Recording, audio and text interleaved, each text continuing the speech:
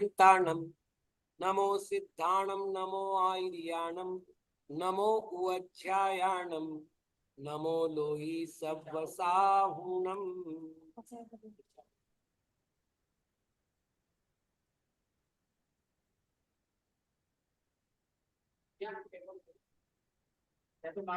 शकारांत स्त्रीलिंग शब्द आशीष,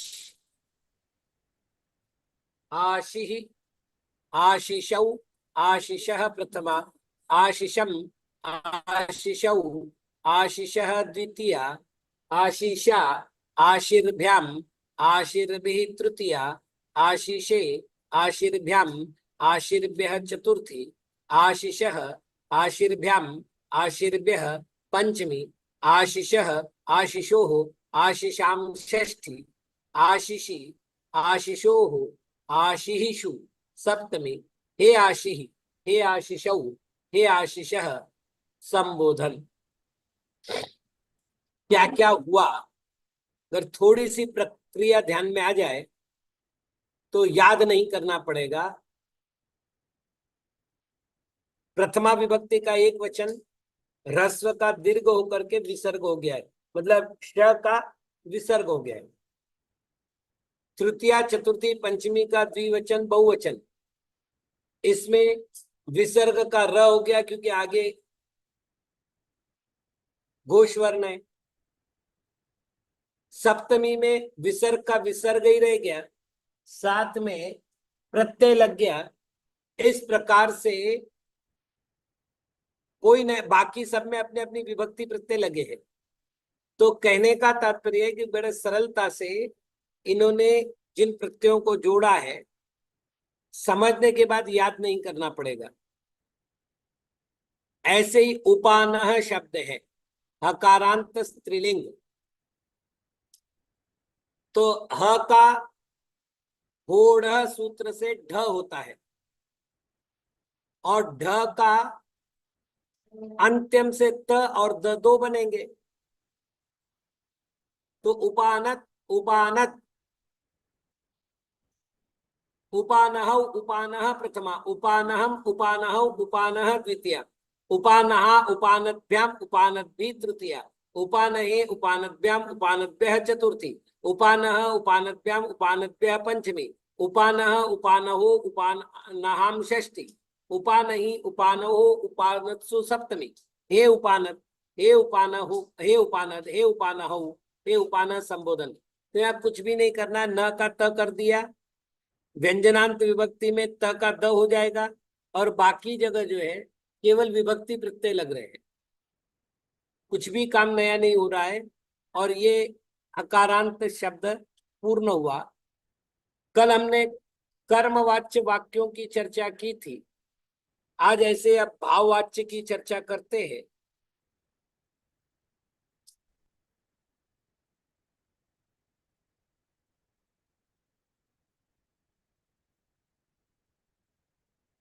भाववाच्य में पहले विशेषता क्या होगी, यहाँ भाव का अर्थ होता है क्रिया, जिसमें क्रिया की प्रधानता होती है उसे भाववाच्य कहते हैं। थोड़ा सा ध्यान रखना, जैसे मैंने एक वाक्य लिखा, सह पुस्तकम पठति, ठीक, एक संक्षेप है। कह पठति, कौन पढ़ता है, तो जो आप उत्तर देंगे वो करता होगा। यहां है सह, कह पठति, सह पठति, तो स हो गया कर्ता। किम पठति, क्या पढ़ता है, तो पुस्तकम, तो कह का उत्तर दोगे तो कर्ता का खोज हो जाएगी और किम का उत्तर दोगे तो कर्म मिल जाएगा। बाकी पठति क्रिया है। तो जब कर्मवाच्य था, ये कर्तृवाच्य वाक्य है, तो कर्तृवाच्य में सह के अनुसार पठति लगा, मतलब यहाँ प्रधान कौन हुआ, कर्ता हुआ। कर्ता के कारण से क्रिया में प्रत्यय की व्यवस्था हुई। अब इसी को अपन बदल देते हैं, तो तेन पुस्तकम पठ्यते, पुस्तकः पठ्यते, पुस्तक नपुंसक लिंगी है, पुस्तकम पठ्यते। अब आपको समझ में आ गया कि पुस्तकम के हिसाब से पठ्यते बना है, तेन के हिसाब से नहीं। तो यहाँ कर्मवाच्य वाक्य हुआ। भाव का अर्थ है क्रिया, तो पठ्यति भी क्रिया है, पठ्यते भी क्रिया है। तो यहाँ नियम हो गया कि भाववाच्य में क्रिया की प्रधानता होती है।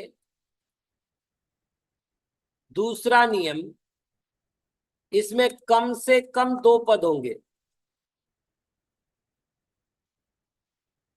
एक कर्ता पद, एक क्रियापद। ठीक है ना? मैं पढ़ता हूं, अहम पठामि। राम जाता है, रामः गच्छति। तो हमने क्या किया, दो ही पद लिए। अहम और रामः क्या है, कर्ता पद है। पठामि गच्छति क्या है, क्रियापद है। कम से कम दो पद होंगे। अब आप देखो, दो से ज्यादा पद कैसे हो सकते हैं? अपन इसी को देखते। जगत पूज्य रामः शनैः शनैः गच्छति। हाँ, वनम गच्छति बोलने के बाद कर्म हो जाएगा, लेकिन शनैः क्रिया विशेषण है और जगत पूज्य राम का विशेषण है, यानी कर्तृ विशेषण है। क्रिया विशेषण, कर्तृ विशेषण लग सकते, अव्यय लग सकते हैं, सर्वनाम लग सकते हैं। जैसे स राम गच्छति, तो यहाँ क्या लगा, सर्वनाम। वह राम जा रहा है,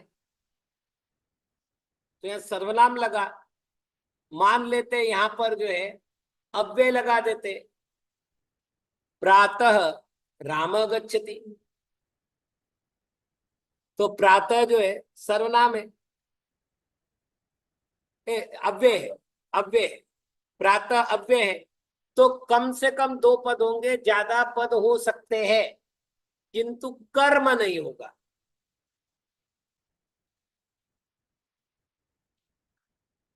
अधिक पद तो हो सकते हैं,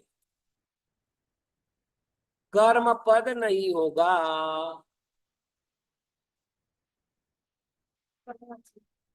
जैसे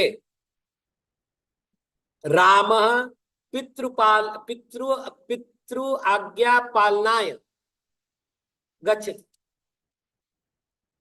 वनम बोले तो कर्म आ गया। राम सीतया सह गच्छति, कर्म नहीं आया। तो पद कितने हो सकते हैं, तो कम से कम दो, अधिक से अधिक कितने भी। लेकिन कितने भी पदों के साथ विशेषता क्या होगी, कर्म पद नहीं होगा। जैसे ही आपने कहा राम सीतया सह वनम गच्छति, तो एक भाववाच्य नहीं बन पाएगा इसकी क्रिया में, क्योंकि वनम जो है वो कर्म हो गया। दोनों में से एक ही बनेगा। तीसरा नियम है, ये अकर्मक धातु के साथ ही प्रयोग होगा। मतलब भाववाच्य कब बनेगा, जब अकर्मक धातु होगी, यानी क्रिया अकर्मक धातु की होगी। सकर्मक धातु होगा तो नहीं चलेगा। चौथी बात जो बड़ी विशेषता है, कर्ता में तृतीया, कर्म नहीं, क्रिया में यकार का आगम और आत्मने पद का रूप। एक सबसे बड़ी विशेषता वो क्या, कि क्रिया जो है वो अन्य पुरुष एक वचन की ही होगी।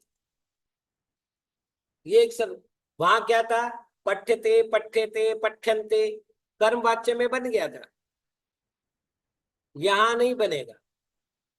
यहां पर क्रिया में एक वचन होगा, अन्य पुरुष कहो या प्रथम पुरुष कहो, यही होगा, दूसरा और कुछ नहीं। जैसे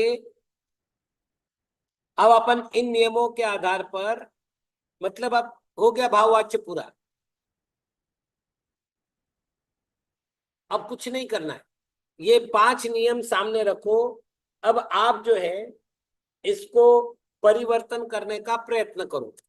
जैसे मैंने कहा, वह पढ़ता है, तो इसमें कर्तृवाच्य क्या बना, स पठति। अब भाववाच्य क्या बनेगा, तो इन्होंने कहा कर्ता में तृतीया लगाओ, हमने कर्ता में तृतीया लगाई।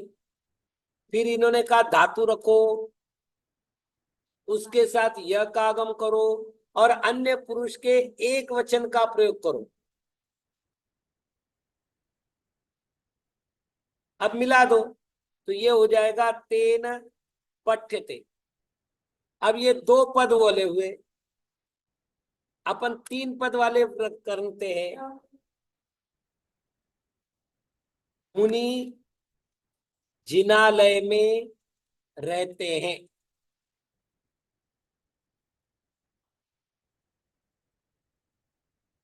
मतलब ठहरे हैं।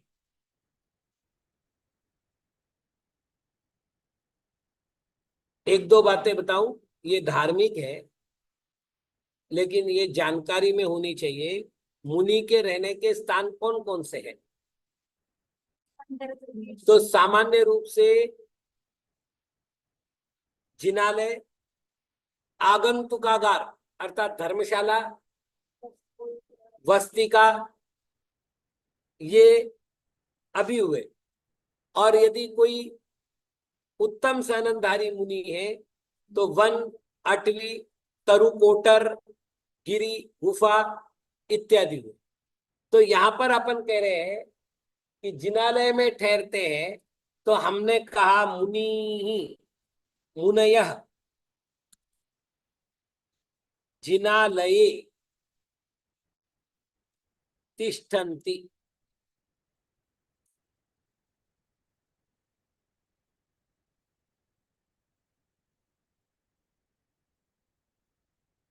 छठा नियम और बना लेते, धात्वादेश नहीं होता।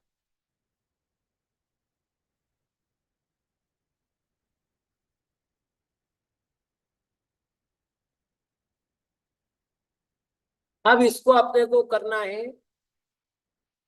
देखिए अपने सामने कितनी सुंदर व्यवस्था है। अपने सामने ये 3 पद है, ठीक है।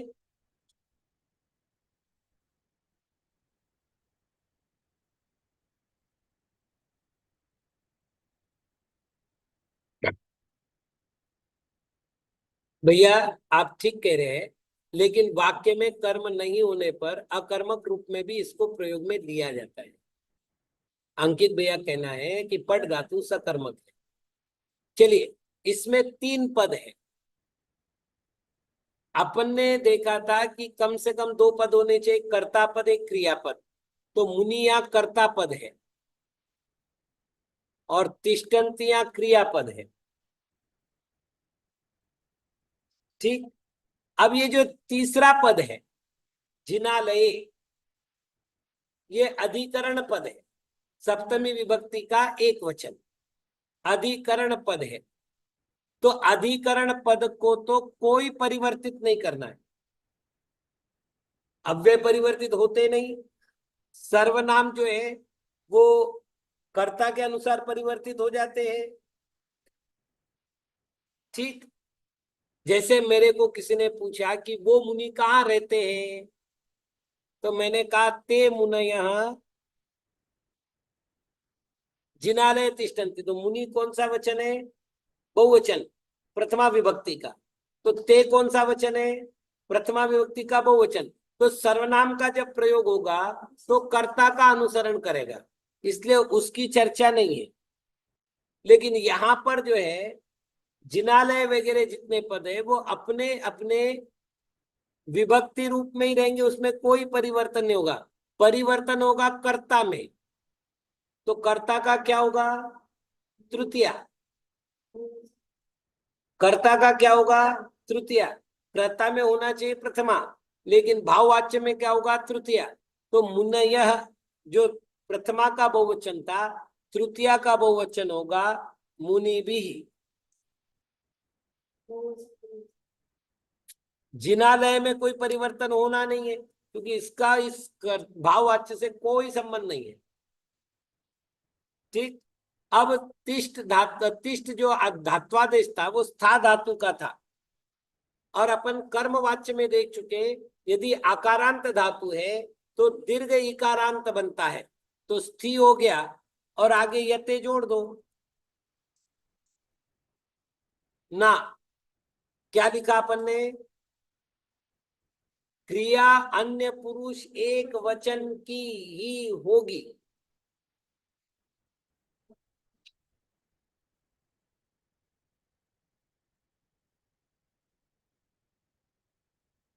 नेहल दीदी सुबह आप आराधना सार में नहीं बैठ पा रही है। आराधना सार में आज जितने वाक्य आए, सुकौशल और सुकुमाल मुनि की कथा थी, जितने वाक्य आए या तो कर्मवाच्य थे या भाववाच्य थे। मुझे वाक्य देखिए, मैं बोल रहा हूं अभी, है ना, तो अभी मैं बोल रहा हूं तो मैं ये भी बोल सकता हूं कि मैं बोल रहा हूं, ये भी बोल सकता हूं मेरे द्वारा बोला जा रहा है। तो मैं अपनी शैली को, मतलब वाच्य किसे कहते हैं? कहने की पद्धति को वाच्य कहते हैं। तो पद्धति मेरे आधार पर होगी। नहीं, ये नियम है। उदाहरण के लिए कर्तृवाच्य वाक्य जो बनेगा वो स्वकर्मक धातु का भी बनेगा, अकर्मक धातु का भी बनेगा। लेकिन जो कर्मवाच्य बनेगा वो नियम से सकर्मक धातु का ही बनेगा।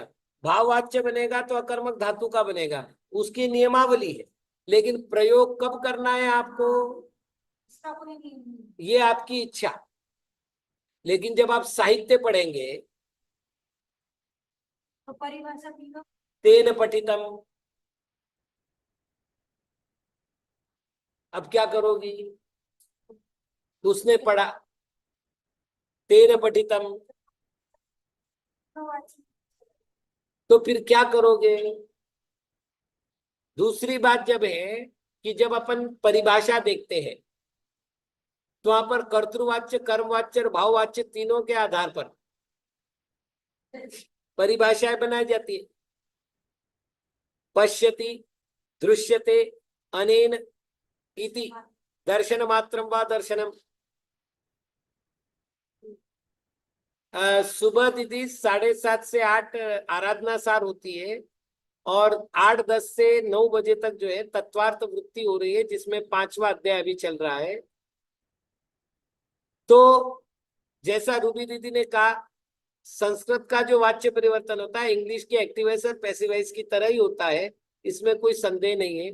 तो वापिस एक बार, जब हम साहित्य पढ़ते हैं तो साहित्य में ऐसी समस्या आती है कि वहां पर विविध प्रकार के शब्दों का प्रयोग होता है, तो उनका अर्थ वैसे ही करना है। अब याद रखना, मुनय जिनालय तिष्ठन्ति, यदि इसका मुझे अर्थ करना है तो मुझे कहना चाहिए मुनि जिनालय में ठहरते हैं, है ना। लेकिन मुनि भी जिनालय स्थियते का अर्थ होगा मुनियों के द्वारा जिनालय में रहा जाता है। तो भाषा के साथ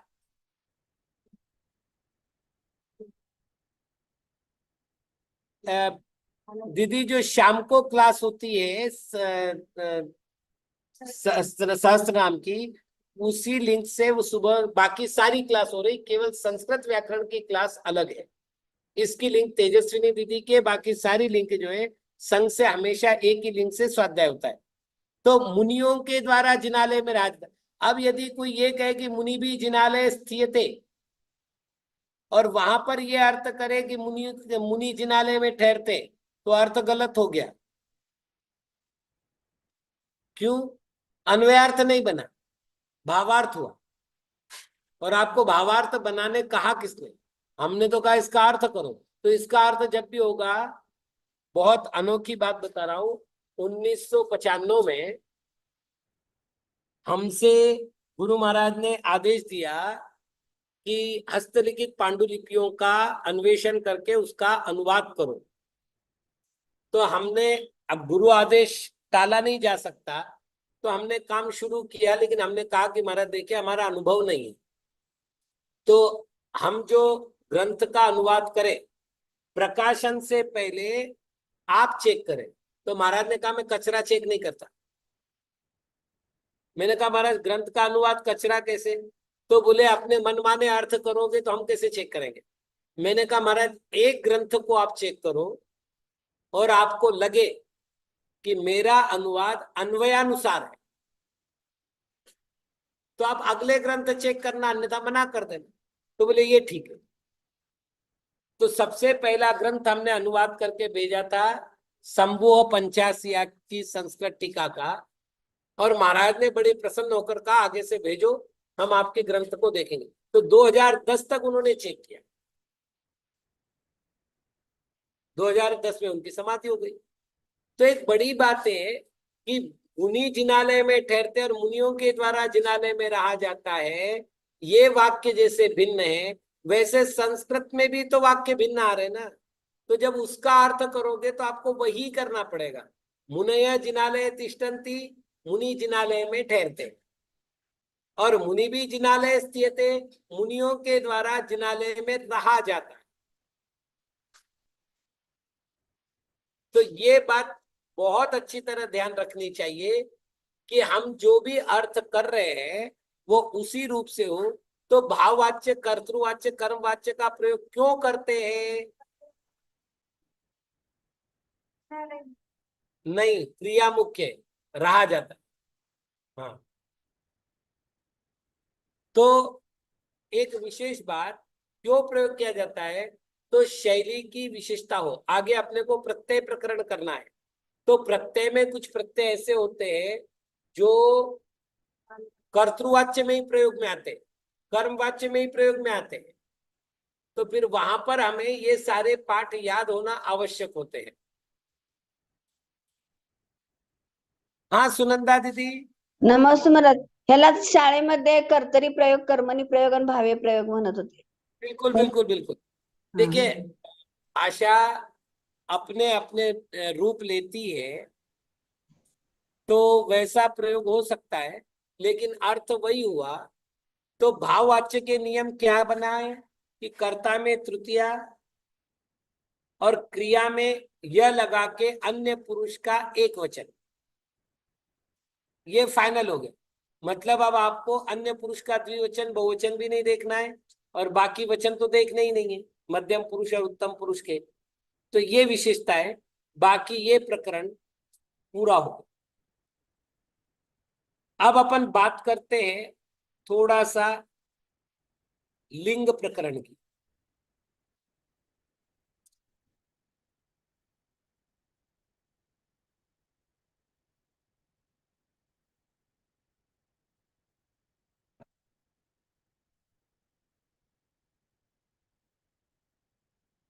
नेहल दीदी ने एक प्रश्न किया है, मैं यहाँ पहले लिख देता हूं उसको।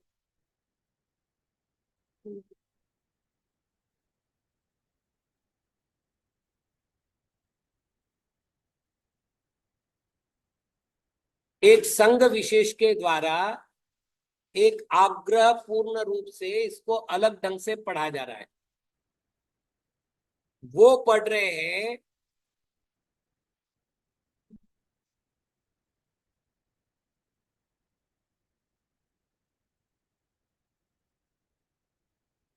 अब पहले उनका तर्क समझ ले वे, फिर अपनी बात करें अपन। हमारे सामने पद है सोहम धन तथापि। व्यंजन के आने पर म का अनुस्वार होता है। ठीक है, तो हमने म का अनुस्वार कर दिया, सोहम तथापि हो गया। अब यदि एक पद होता, जैसे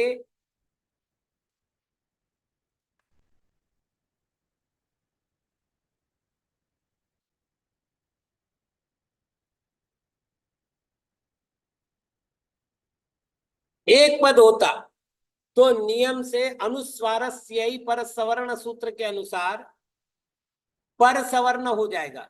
तो म का जो है पर सवर्ण हुआ है। पर सवर्ण क्या है? तो यहाँ त है पर में, त का जो पंचम वर्ण है वो म उस रूप को धारण करेगा। तो ये तो सिंपल बात थी, एक पद हो तो। लेकिन चूंकि सोहम में अहम जो है वो स्वयं एक पद है, ये बताने जरूरी नहीं, सुप्तिगंतम पदम, तो ये अस्मद शब्द का प्रथमा एक वचन है, तो ये स्वयं एक पद होगा। और तथा अपि में मूल तथा शब्द है, तथा और अपि दो अव्यय है, दोनों की संधि हुई है, तो अपि दूरवर्ती शब्द है, तथा के साथ ही संधि होनी है। क्योंकि परस सन्निकर्ष संहिता ऐसा एक नियम लिया है, अत्यंत निकटता हो तो ही संधि होती है। तो हम और त इनमें संधि हो कि नहीं हो, ये प्रश्न है। तो वा पदांत से सूत्र के अनुसार संधि होना अनिवार्य नहीं है। यदि ऐसा लिखा जाता तो हम इसको संधिगत मानते, तब कहते सोहन तथापि। लेकिन जब हमने ऐसा लिखा है तो जैसा मैं पहले भी कह चुका हूं, संस्कृत व्याकरण की एक विशेषता होती है कि जैसा लिखा जाता है वैसा बोला जाता है, अथवा जैसा बोला जाता है वैसा लिखा जाता है। तो यहां पर हमने मप का अनुस्वार बना दिया और पर सवर्ण नहीं बनाया है, पद मध्य नहीं है, इसलिए दो विकल्प है। तो दो विकल्प है, हमने चुना कौन सा विकल्प है? मकार का अनुस्वार मात्र किया है। जब मकार का अनुस्वार मात्र कर दिया तो हमारे पास अब इसको परिवर्तन करने के लिए कोई उपाय नहीं बचा, हमको पढ़ना पड़ेगा सोहम तथापि। लेकिन यदि हमने संधि कर दी तो पढ़ना पड़ेगा सोहन तथापि। तो आप कैसा लिख रहे हैं वैसा आपको बोलना पड़ेगा, लिखो इस तरह से और बोलो इस तरह से। एक संघ का बिल्कुल इस विषय में आग्रह पूर्ण हो गया है वक्तृत्व आजकल। जब हमने उनसे चर्चा की, हमने चूंकि सामने वाले ने भी व्याकरण अच्छा अध्ययन किया हुआ है, साहित्य पढ़ा हुआ है, तो हमने उनको बैठा करके ये बताया। तो वो अनुस्वार से यही पर सवर्ण तो बता रहे हैं, लेकिन वाह विराम में नहीं बता रहे। मैंने कहा भाई वो भी तो एक सूत्र है। अच्छा आप लिखेंगे क्या? तो उन्होंने कहा लिखेंगे यही, मतलब लिखेंगे ये। तो मैंने कहा जब लिखेंगे ये तो इसका उच्चारण ये क्यों करेंगे? ये तो दोष हो गया व्यंजनाचार का। तो ये व्यंजनाचार का दोष है यदि आप सोहन तथापि पढ़ रहे हैं तो, क्योंकि पुस्तकों में सोहम तथापि लिखा हुआ है, सोहन तथापि नहीं लिखा हुआ। चलिए समय हो चुका है, बाकी चर्चा समय मिलने पर। ओम नमः।